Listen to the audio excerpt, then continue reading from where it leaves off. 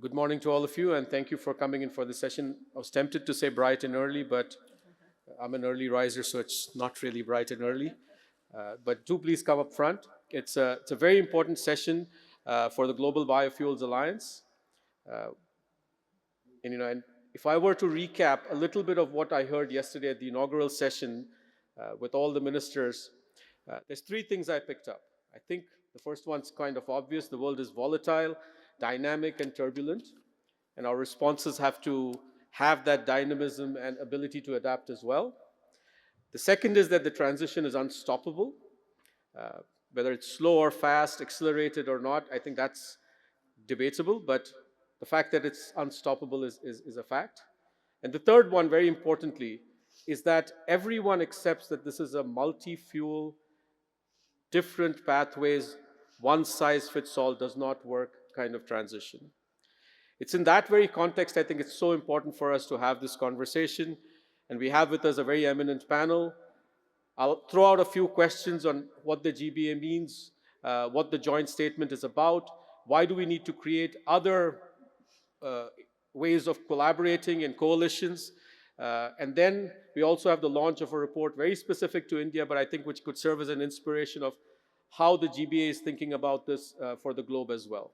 We have with us the Interim Director General of the GBA, Mr. Pankaj Jain. We have Roberto representing the World Economic Forum. We have Charlotte, who comes with a lot of experience with the World Biogas Association. And then we have Mary with the International Energy Agency. Thank you, everyone. Let me right away, Mr. Jain, start with you. First and foremost, the joint statement itself. I think it's very clear that the GBA and the success of biofuels and adoption is purely posited on the fact that we need to build these coalitions, collaborate. What does this joint statement represent, stand for, and how can it be put to more pragmatic use? I think what you said is absolutely spot on.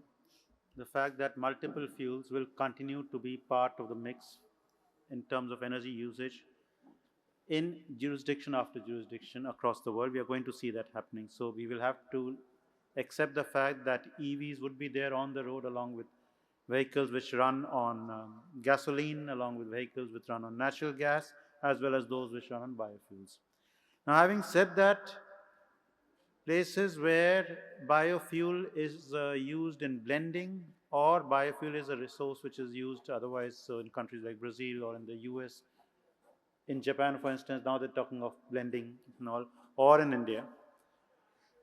Often, the understanding that biofuels are being used remains confined to a rarefied few people. Your average consumer, when he or she drives up to a bunk, is probably not aware that there is a big biofuel component. And therefore, often the case for on what good biofuels can do for the economy beyond just decarbonization is often lost.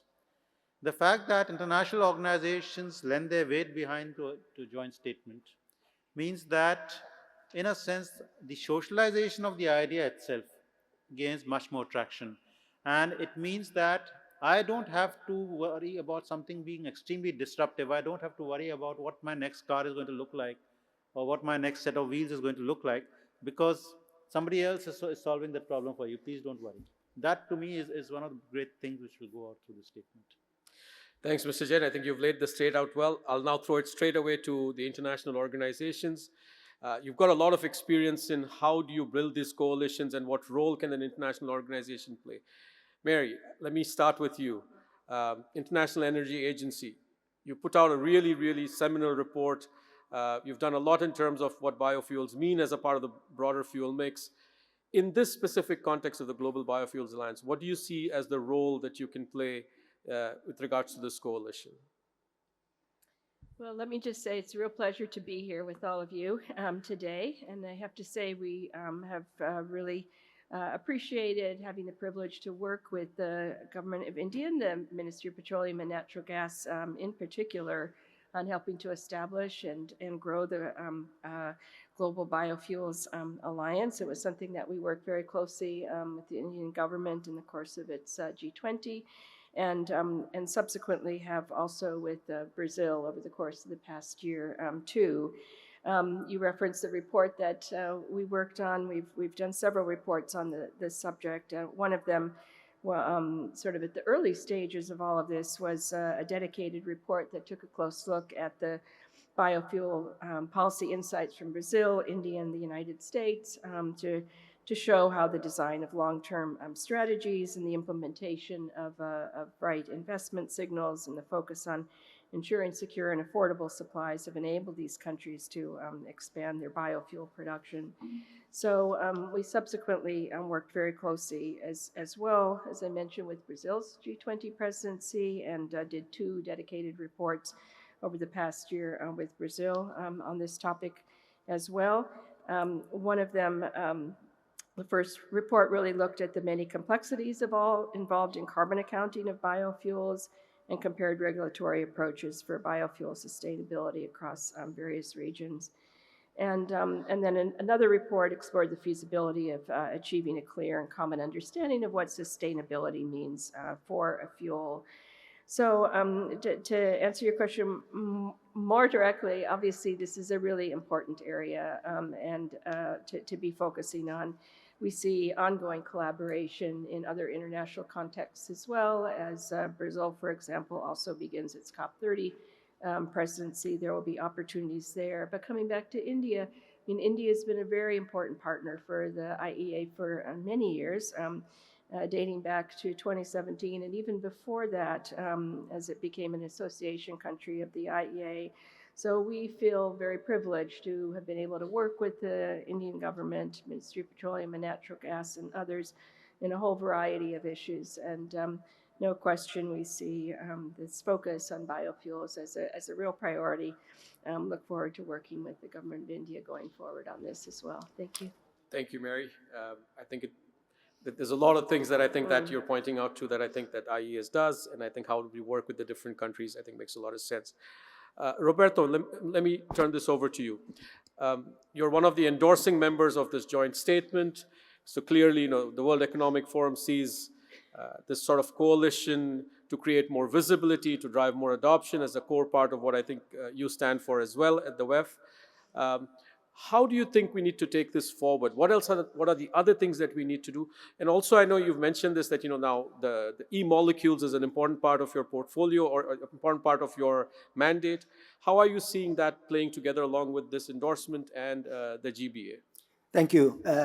I mean, it's fantastic that India has taken the leadership on this G20 ago, right? It was in 23, because this has been a topic a bit too low in the agenda. If you look, like there was a lot about green electrons, the tripling on renewable and so on, but little about the clean molecule, as you referred. So I think this is a very important topic that with other international organizations we are putting on the agenda, because it's very important to support this initial idea.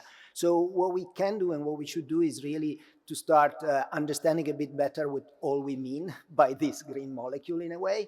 And I think there are multiple initiatives, multiple reports, as IEA was mentioning, Mary was mentioning on IEA, that are helping in also creating a better taxonomy or a more common taxonomy.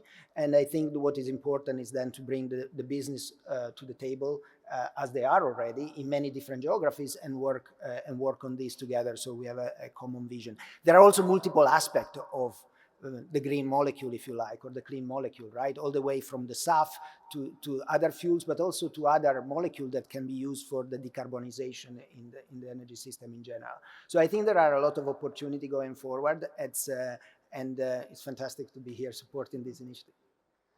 Thank you, Roberto. Charlotte, I think you've been an evangelist for, I think, this sort of collaboration approach, everything through the World Biogas Association. And so I think you've got a lot of experience. I think you're probably a little ahead of the curve, as we would like to call it, in terms of what can be done. So what do you see are these key next steps that we need to take? The joint statement comes out, the endorsement is there. What can we take, how do we take off from here?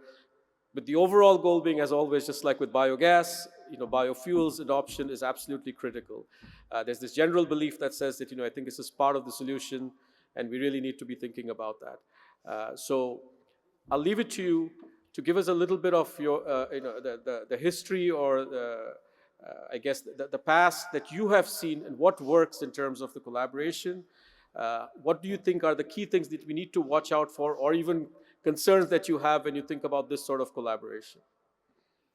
Well, thank you. And I'd like to first thank the Global Biofuels Alliance for its excellent work elevating the conversation around sustainable biofuels and their critical role in decarbonizing our energy system to achieve net zero, whilst increasing energy security and energy equity. We're obviously here at India Energy Week. It's third year running, already become one of the key energy events in the global energy dialogue. But biofuels must absolutely take their rightful place in the conversation. Biofuels are critical to decarbonizing hard-to-abate sectors such as transportation, shipping, aviation, heavy industry and heating, but they're often overlooked as a solution because investment priorities are focusing on other sectors which are still not yet here. And so we keep missing our short-term climate targets and energy goals. So the joint statement on sustainable biofuels very rightly calls for consistency, interoperability, and transparency on their definitions, carbon accounting, green credentials, and their benefits. Biogas, as you know I keep talking about, sets a very clear example for sustainable biofuels by converting methane-emitting wastes into clean, reliable green gas for heat, power, and transport, displacing their fossil equivalents, but also displacing energy-intensive chemical fertilizers and bio-CO2 for use in industry and storage. I often talk about the huge potential of the industry and its ability to decarbonize, deliver 1/3 of today's natural gas consumption and to reduce global greenhouse gas emissions by 11%. But today we're very much hindered by the focus on, or the lack of acceptability and acknowledgement of that, of biofuels and the placing of biogas as a form of bioenergy and the concerns around that, particularly around misplaced debates around food versus fuel and other false myths about bioenergy. So I think for this very reason alone, it's absolutely critical that we get to a definition of sustainable biofuels that has widespread acceptability. A lot of work has been done over the years. So a good example is the work that was done by the Global Bioenergy Partnership in 2011, which was hosted by the Food and Agriculture Organization, which developed sustainability indicators for bioenergy, including a set of 24 relevant, practical, and science-based voluntary sustainability indicators that address all forms of bioenergy. But the key issue is building consensus on that, so that everybody agrees that when we're looking at any definitions, that people do believe they are sustainable and people can compare and contrast. And that's what I feel the joint statement today is very much driving towards. So again, congratulations to the Global Biofuels Alliance. It's exactly what we need to be doing. Thanks, Charlotte. I think I've heard three little themes here. Mr. Jain talked a bit about socialization. I think you talked about elevating the conversation. I think you've already brought the whole point about building consensus. Roberto, you wanted to add something? Yeah, I think I just want to build on what the Secretary was saying earlier about the multi-fuels. I think there is an element that going forward, the future of the energy system is more complex from the perspective of having more opportunities. More opportunities, more complexity, and means that infrastructure investment will depend on more clarity, as has been said. So it's really, really critical that we understand the direction, the size, the volume, not just the taxonomy, but also what is the potential of these different solutions, so that then the investment can flow more confidently. So you're giving me a great segue to throw a question back at Mr. Jain. I think the Global Biofuels Alliance, since its inception, in some way, if I were to use a strong word, has almost been dedicated to some of what I think is being said. Mr. Jain, I'll use this opportunity to throw it back to you. GBA has really elevated that conversation, really tried to build this coalition, build some consensus. Just give us a perspective of the past about, I guess, year and a half of what this has been, what has the GBA been doing, what have we been doing about socializing, elevating the conversation? So actually a number of things. So rather than getting bogged down by, very technical or, very precise definitions and, creating more conflict, there is a certain broader understanding of biofuels, and it covers the entire rubric of whether it is ethanol or it's SAF or it's biomethane. And there are countries who have done very well. So, for instance, in the UK, we've seen a lot of good work happen on biomethane, which people can look at. Work which from Brazil and the US and India on ethanol, and now increasingly people looking at SAF. But more than that, in terms of the countries which became part of GBA, for them to help understand that they have resources which already exist, there are ways of using those resources for their own good, and it's not as impossible or as humongous a task, which often from the outside it might appear.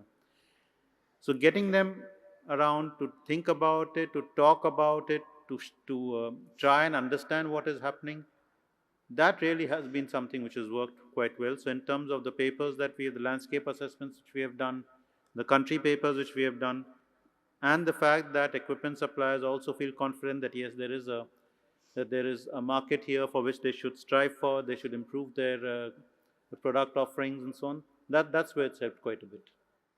And I think besides, I think the presence in getting the word out at the G7, at the G20, at the COPs, I think there's been a lot of activity in just making sure that people understand that there's a platform that is getting created that's going to allow this conversation to continue. Let me ask you again, and then I'll ask it in the other way, right? So it's great that we have the endorsement. There's a great joint statement. What would you want from the IOs going forward? See, the IOs represent something which is not country specific. They also bring much greater credibility. When they say something, people listen. Right? Sometimes you might, beat yourself up, but that's not really true. We actually listen much more to what IO says, because uh, typically we have seen this again and again. Country leadership changes can often mean the way nuancing is done, that changes quite a bit. With IOs, we tend to get something which is more neutral, and therefore something which, if they are saying this, then yes, we believe that they are representing a coalition of people who think about it similarly, and that's why a statement got put out in the first place. So to me, seeing them here, listing out these 5 or 6 odd themes on which we want to work on, I mean, that's a huge vote of confidence to say that there are like-minded people around the world, there are like-minded entities around the world who believe that this is something which is good to do. I think that's a huge, symbiotic relationship where I think the GBA needs the IOs can work with the GBA. Anything specific, Mary, that you would pick up and say, hey, this is something that we can work with GBA on? I think the reports and all are great. Is there anything else that you think of that where the IEA can work with the GBA? Or, Roberto, with the WEF? No, we look forward to continuing to work with the Global Biofuels Alliance and to contribute where we can in terms of the analysis. As I said, we see it as a real privilege to be able to engage with governments such as India and others in these contexts. There's no question that biofuels is an area that deserves more attention and really provides an opportunity for really contributing quite significantly to energy security goals and decarbonization, sustainability. And I think as we look at the energy transition and how to continue to facilitate it and really accelerate the process, it's so important to be looking at the full range of fuels and technologies that we can draw upon to ensure that these kinds of resources are being well developed and contributing to this whole process. So we look forward to continued strong engagement going forward. Thank you. Maybe one specific, in Davos last month, we had a group of business and also other stakeholders from the academia coming together really on this topic of the fuel or clean fuel. So we launched an initiative to that extent, and we'll be happy to support the Biofuel Alliance through this community, because eventually this could be used as a working group, as one of the many actually working group, but definitely we have a coalition of the willing there to support.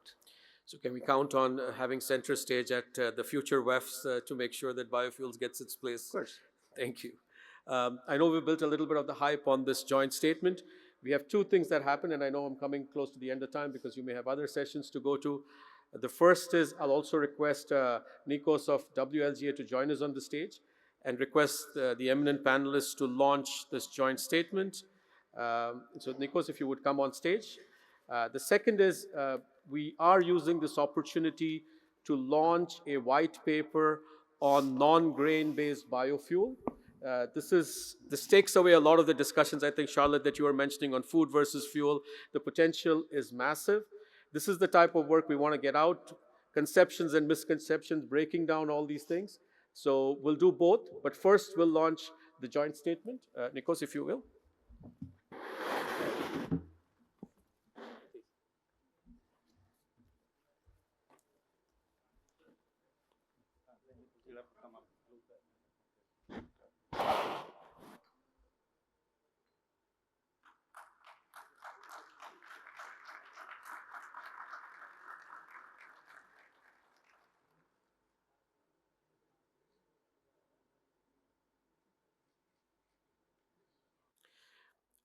Just before we launch the paper, I'll request Mr. Jain, as the Interim Director General of the Global Biofuels Alliance, just to give us a bit of a context on why this is critical, why this is important. And we've done it for India, but I think it's applicable for the world. Yeah, so the limited point is that there is often confusion that biofuels can only come by taking away food from people. When we say 2G, when we say second generation, third generation, sometimes the whole flavor is lost. Exactly what does it mean? The limited point which this paper tries to make is that it is economically viable, technically feasible to produce biofuels without looking at anything which is originating from food. You don't have to take away food from people, you don't have to take away food from hungry, but that you can actually use whatever is left over. And in so many ways, we've been doing it all along. Not just in India, we've been doing it elsewhere. We recycle waste, we use things which are otherwise discarded. Often it's a question of knowledge that we did not know for a long time that I could use waste to produce something useful. So if somebody explains to me, if somebody makes me understand this, then I suddenly start thinking that maybe I can use this in a more productive way. The fact that you can make biofuel out of something which people want to throw away. So people used to say that somebody's waste is somebody else's wealth. Many of us realize that now, and that's what this paper tries to explain. It's possible, it's been done, and it's being done on scale. Thank you, Mr. Jain. I think one couldn't have had summarized the whole report very well. With that, I request the panelists to help us launch this white paper. I request anyone in the audience to pick one up for yourself or download it from the website and take it back and reach out to us with your thoughts and feedback.